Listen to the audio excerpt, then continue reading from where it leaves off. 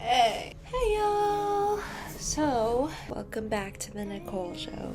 I actually recorded a 20-minute video regarding week 2 and it did not save, but it's okay.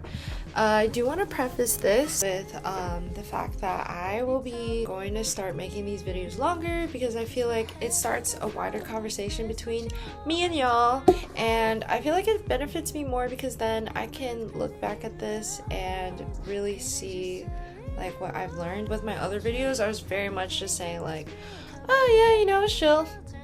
I learned some stuff, you know. I really want to get into the specifics of my takeaways from week 2, the reading, my progress with morning pages and affirmations, and like with artist dates and stuff. I want to go into more depth about what I did, and yeah, I just really want to be able to look back at my videos and understand like what was going through my head at the time. Yeah, I feel like this benefits us both ways. I'm gonna go over like what I underlined, some of the notes that I wrote on the sides. I'm actually gonna start week 3 differently. I bought post-it notes and they're gonna be color-coded based on like questions I have, some unknown words, and then my summaries or takeaways from some of the main topics, and then like personal stories or connections that I have to what's been written down. I feel like that's easier so then I can write bigger, and I also want to be able to read it in the future and come back to it and then like, I don't know, add on to my annotations rather than just have my annotations on the side and like not that much space, I guess, for anything new. It's still early on, so I feel like I can make this change. I realized after week 2 this really is a journey of my growth as a creative, and I want to be able to document it properly. Okay, so we're just gonna get into it. So week 2 was recovering a sense of identity, basically pointing who is a safe space for my creative energy and what activities I should be putting my energy into. So we'll start it off with going sane. I'm gonna read all of the quotes that I underlined and then go over them afterwards. So, affirmations are a powerful antidote for self-hate, which commonly appears under the mask of self-doubt. Do not let your self-doubt turn into self-sabotage. So I would say that I struggled a lot with like self-esteem issues growing up, and even now I feel like I always talk about like confidence and how important it is to like love yourself and stuff, but I don't think I'm there like at all. I feel like I'm at, if it's level 10, I'm at like level 3. I'm working on trying to just own it and own who I am and own like my quirks, own like my decisions and actions, because that's the only way that you can be happy, really. In writing affirmations, I'm just able to make an effort in believing like positive things about myself. I've been writing 3 of the creative affirmations provided by the Artist's Way, and then also adding like, I am beautiful, I am kind, I am rich, everything I envision will come to fruition, like things like this. It's a good way to stay optimistic and a good way to like work towards that. Next is poisonous playmates. As our artist's protective parent, we must learn to place our artist with safe companions. As long as we were blocked, we often felt that it was arrogance and self-will to speak of ourselves as creative artists. Blocked friends may find your recovery disturbing. Be alert to subtle sabotage from friends. Be very careful to safeguard your newly recovering artist. We want to set aside time for our creative work, but we feel we should do something else instead. As blocked creatives, we focus not on our responsibilities to ourselves, but on our responsibilities to others. We tend to think such behavior makes us good people. It doesn't. It makes us frustrated people. The process, not the product, will become your focus. My notes for poisonous playmates. Will all critiques be considered poison? When is criticism healthy? I know that there can be healthy, constructive criticism, but I guess my question is, like, how can you identify a non-blocked creative? I also wrote, I feel like I have been a toxic blocked friend before. It was humbling.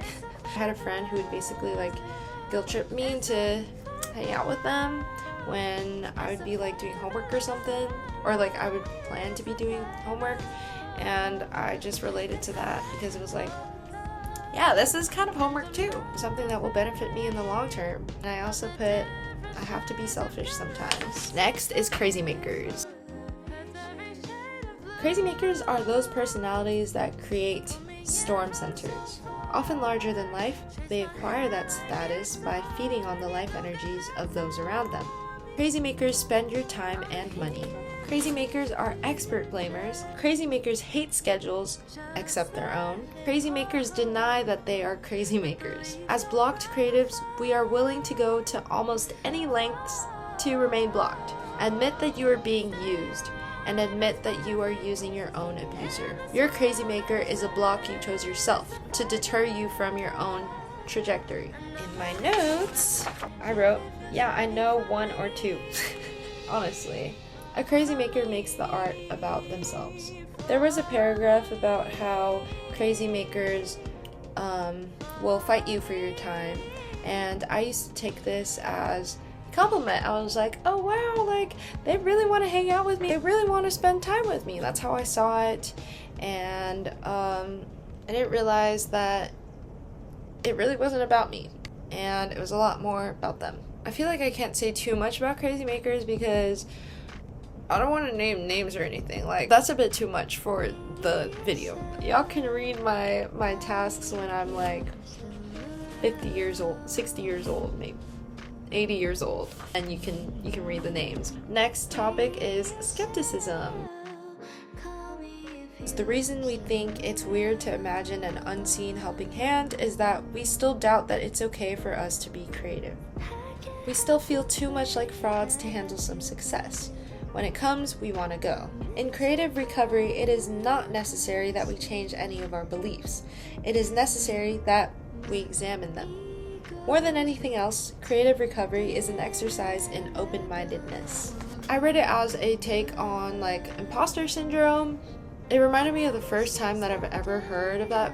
When I was 19, I found myself in a high-rise office with like a media company I was interviewing for like because of my content that I did back in like 2020, 2021, 2022. My friend who actually hooked me up with the interview and the project that we worked on, he had walked me to the elevator and was telling me about imposter syndrome and saying that I shouldn't have that. I really had no idea what imposter syndrome meant because like I just have never heard of that. That night I went home and I was bawling in the car because I thought that I just wasn't great.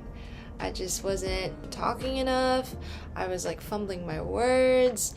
I didn't make the connections that I wanted to because I was so shy and like in my own bubble. And then I looked it up and I was like, you know what? That is me, actually. Actually, I think I do suffer from it. I feel like a lot of people suffer from imposter syndrome.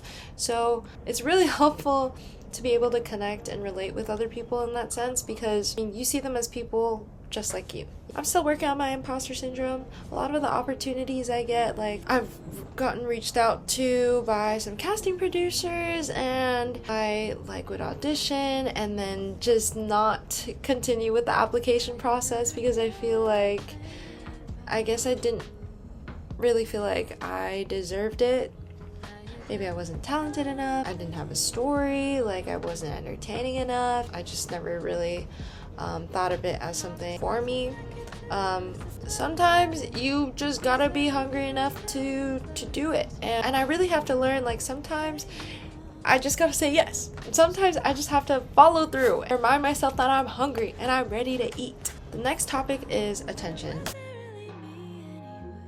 Rather than working or living the now, we spin our wheels and indulge in daydreams of could have, would have, should have. The truth is that a creative life involves great swaths of attention. Attention is a way to connect and survive. The capacity for delight is the gift of paying attention. The reward for attention is always healing. More than anything else, attention is an act of connection. Pain is what it took to teach me to pay attention. Pay attention to right now. Each moment was not without its beauty.